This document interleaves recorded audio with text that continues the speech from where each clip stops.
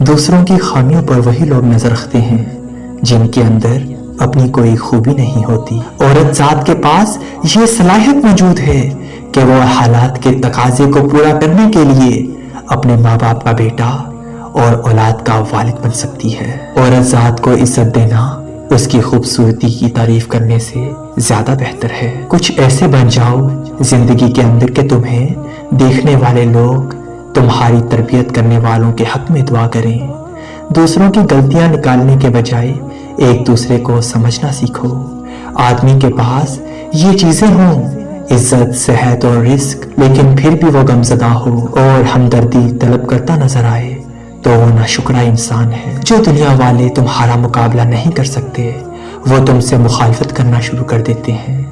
زندگی کے بارے میں زیادہ نہ سوچو، جس مالک نے زندگی دی ہے اس نے بہت کچھ سوچ رکھا ہے۔ گفتگو سے پتہ لگ جاتا ہے کہ تربیت ہوئی ہے یا فقط پالا گیا ہے۔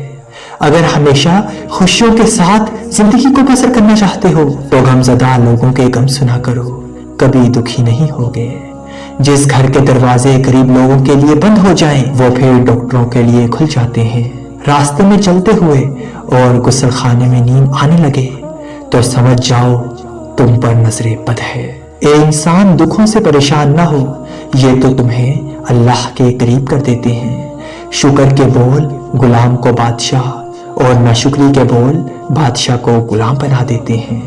احمق آدمی کا اپنا اتنا ہی نقصان ہوتا ہے لیکن اپنے ارد گرد موجود ہر شخص کو برباد کر دیتا ہے۔